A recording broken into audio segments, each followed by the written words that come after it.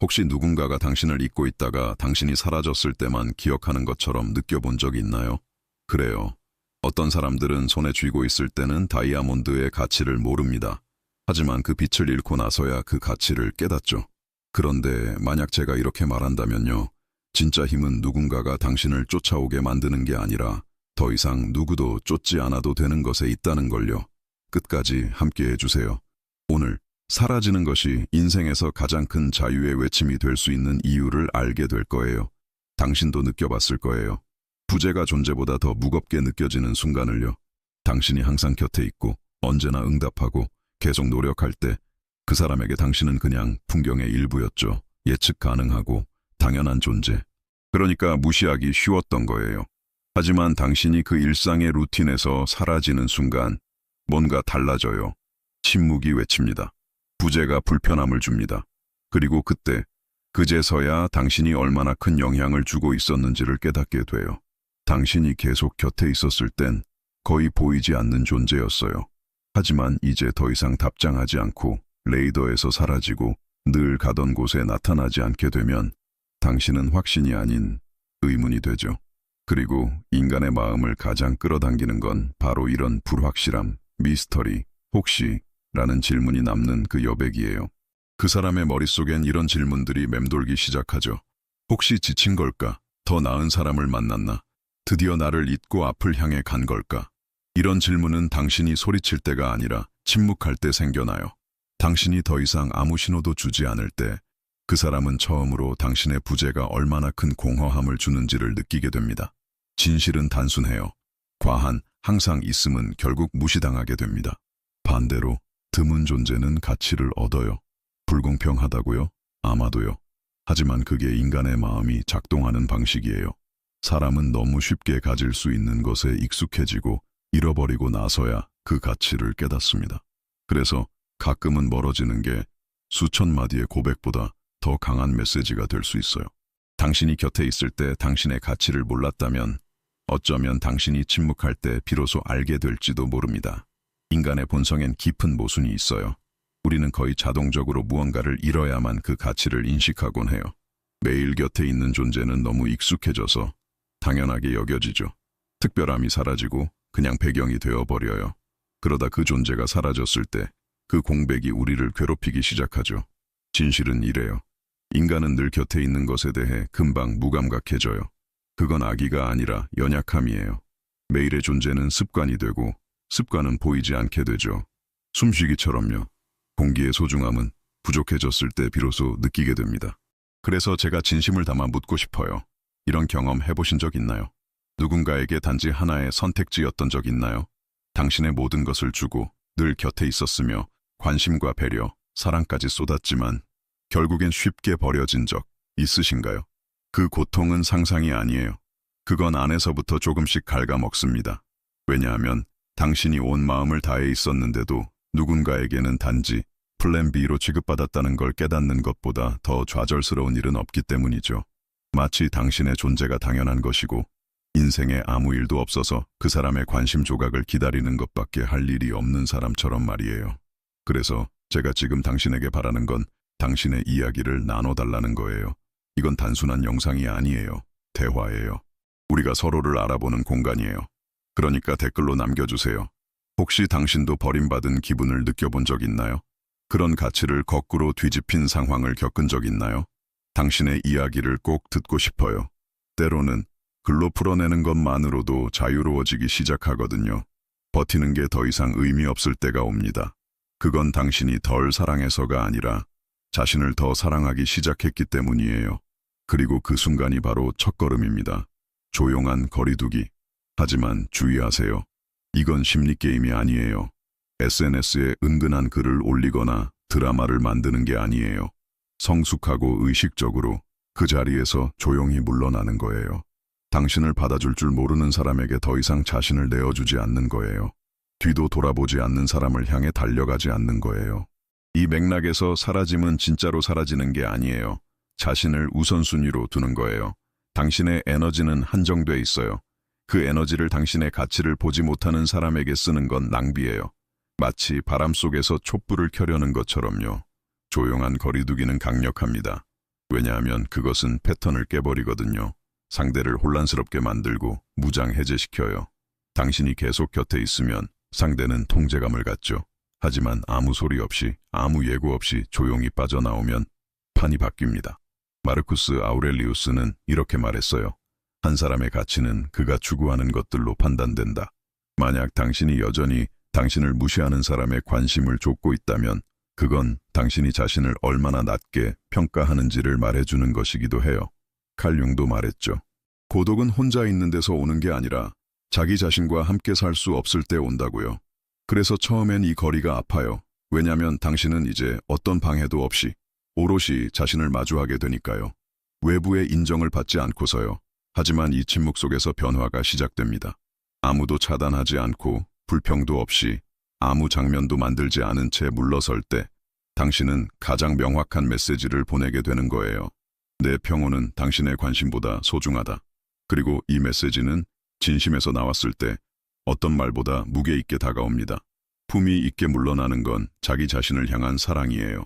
그건 스스로에게 이렇게 말하는 거예요. 나는 더 나은 것을 받을 자격이 있어.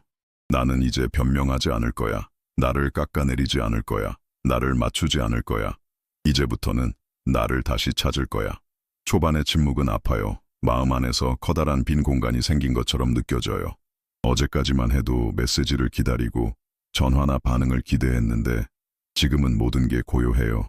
알림도 없고 반응도 없어요. 오직 자신의 심장 소리만이 지금 무슨 일이 일어나고 있는지를 묻고 있죠. 그리고 그 아픔, 진짜예요. 외면하지 마세요. 안 느끼는 척하지 마세요. 그건 약함이 아니에요. 그것도 과정의 일부예요. 당신이 줬지만 인정받지 못한 것들에 대한 애도예요. 남을 기쁘게 하기 위해 만들어낸 가면을 벗는 고통이에요.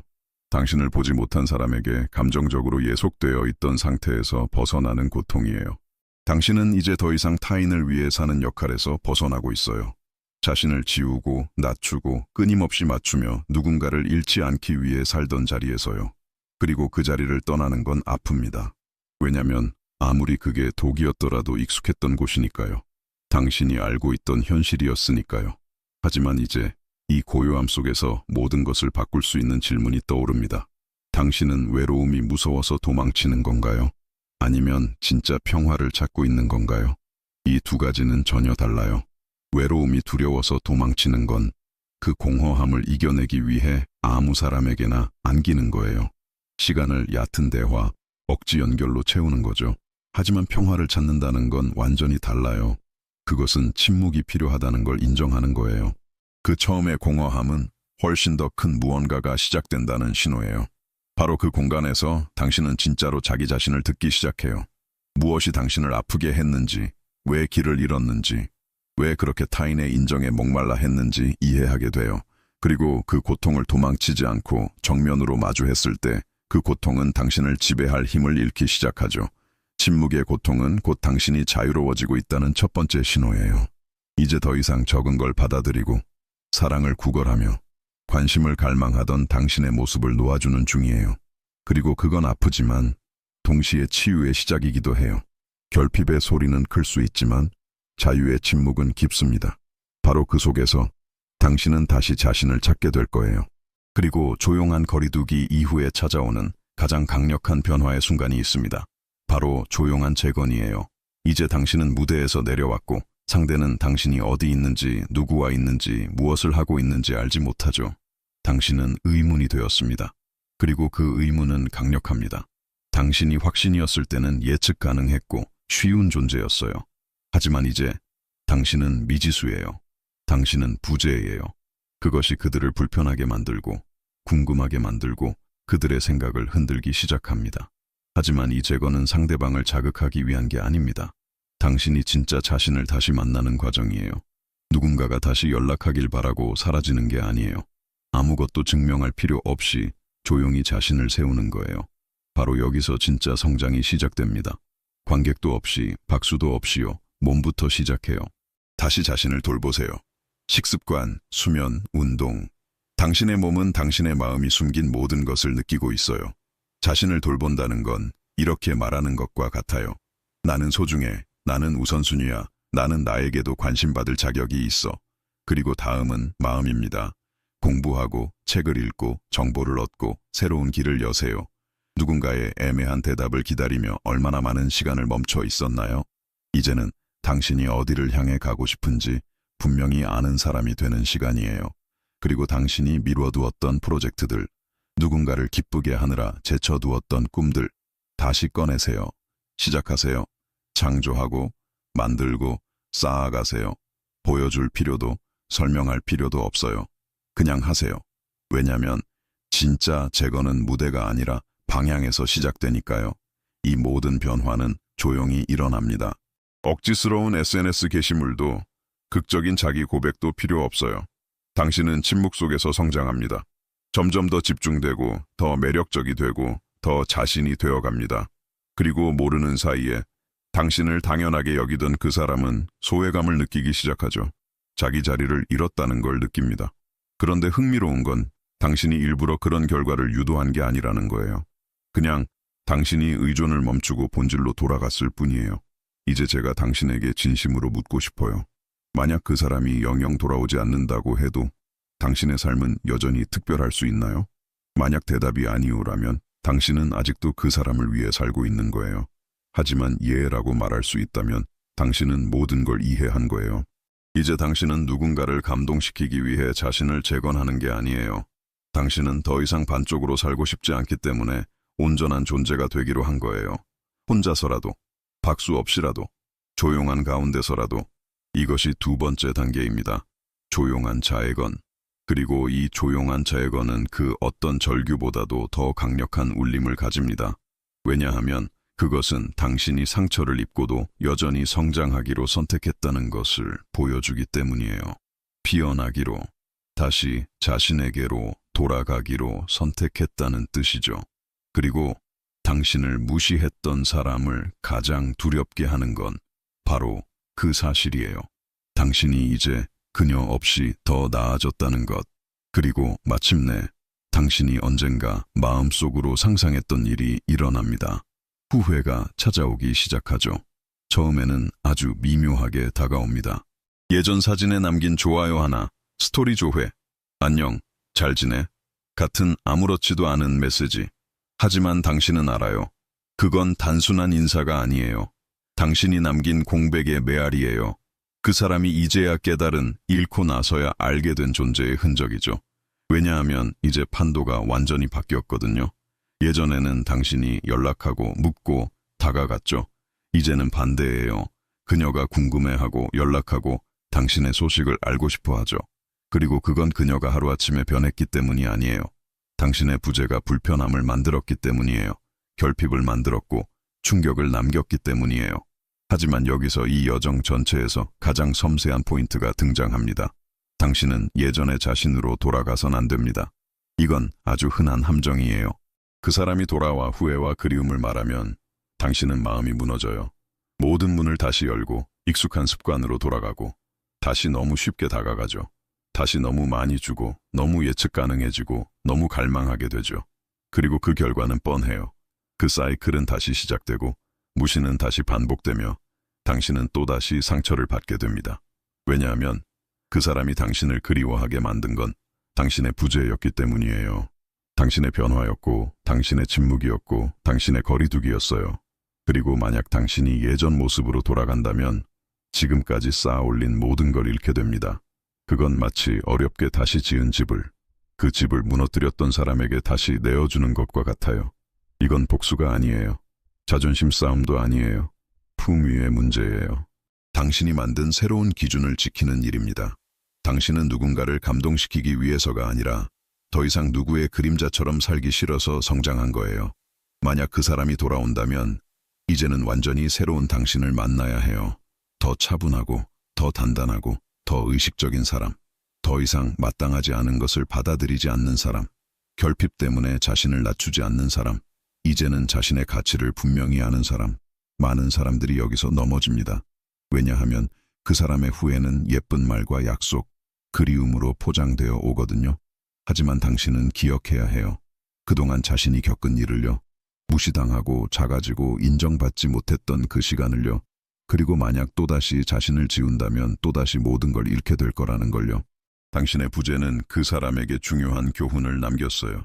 하지만 이제 당신의 단호함이 그 사람에게 또 다른 메시지를 줄 거예요. 당신도 이제 배웠다는 것. 당신은 예전 자리로 돌아가지 않는다는 것. 왜냐하면 당신은 더 이상 예전의 사람이 아니니까요. 그 사람이 돌아오는 건 중요하지 않아요. 중요한 건 당신이 다시 자신을 지우지 않는 거예요. 진정한 후회는 당신이 예전처럼 쉽게 손에 닿지 않을 때만 의미가 있어요. 당신이 여전히 성장의 길에 서 있을 때, 그리고 행동으로 보여줄 때, 이제 당신과 함께하려는 사람은 그만한 가치를 증명해야 한다는 것을요. 기억하세요. 상대방의 후회는 새로운 사이클의 시작이 될 수도 있고 당신 변화의 마지막 시험이 될 수도 있습니다. 선택은 오직 당신에게 달려 있어요. 진짜 승리는 박수가 없어요. 외부의 인정도 관중도 없어요. 그것은 조용하고 내밀하며 깊숙한 곳에서 일어납니다. 진정한 승리는 당신이 거울 속 자신을 바라보며 마침내 자신이 된 모습의 평화를 느끼는 순간입니다. 이건 누군가를 고통스럽게 하려는 이야기가 아니에요. 당신이 얼마나 나아졌는지 보여주려는 것도 아니에요. 그건 자존심, 즉 여전히 의존이 가면을 쓴 형태일 뿐이에요. 진짜 승리는 아무것도 증명할 필요가 없어졌을 때 찾아옵니다. 당신이 강하다는 것도, 극복했다는 것도, 행복하다는 것도요.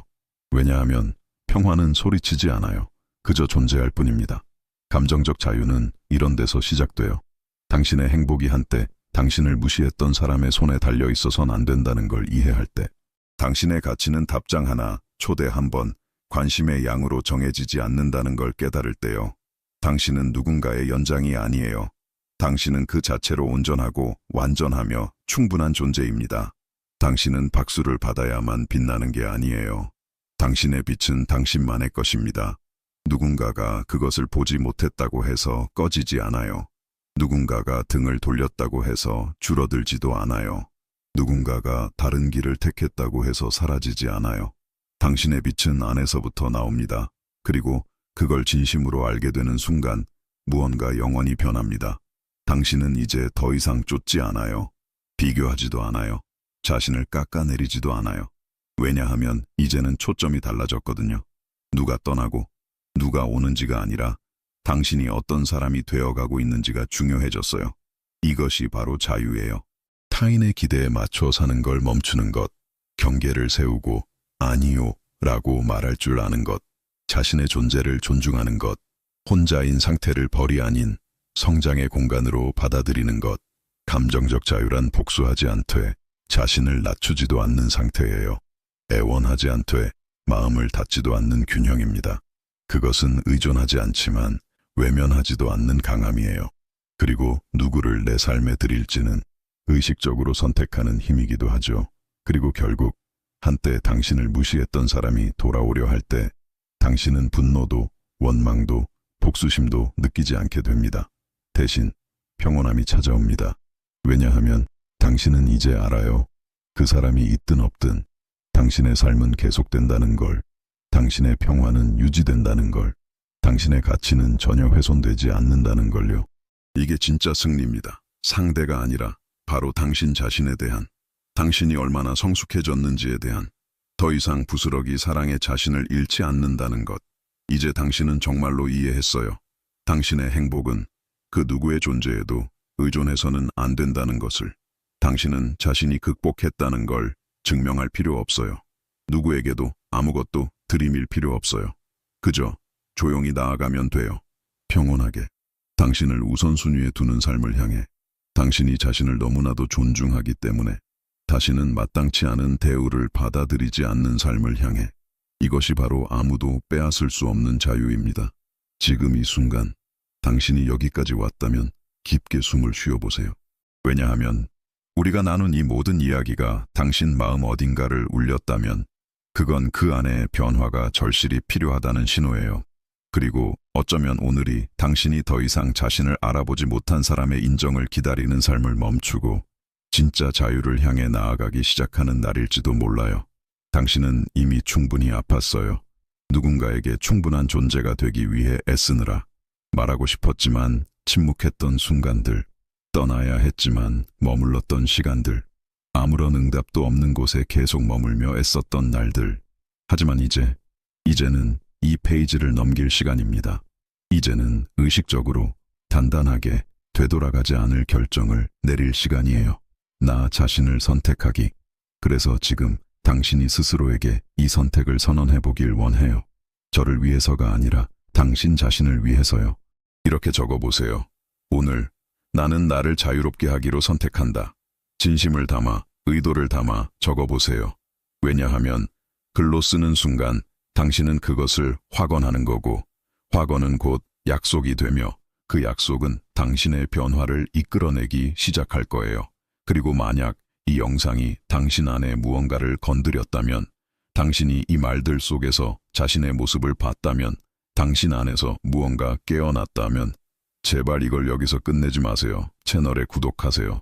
왜냐하면 이 자기 발견과 재건, 감정적 강인함의 여정은 이제 막 시작됐기 때문이에요. 영상 하나하나가 당신 안 깊숙이 들어가는 한 걸음이에요. 그리고 저는 당신과 함께 걷고 싶어요. 아직 말하지 못한 게 많아요. 이해되어야 할 아픔도 많고 기억되어야 할 힘도 많아요. 그리고 당신이 원한다면 우리는 함께 할 수 있어요. 이제 결정을 내릴 차례예요. 계속해서 누군가에게 보이려는 삶을 살지, 아니면 조용히 꽃 피우기 시작할지, 선택은 늘 당신의 것이었어요. 그리고 어떤 길을 택하든 저는 당신이 그 누구도 빼앗을 수 없는 것을 찾길 바랍니다. 당신의 평화. 다음 영상에서 만나요. 그때까지 조용히 단단하게 성장하세요.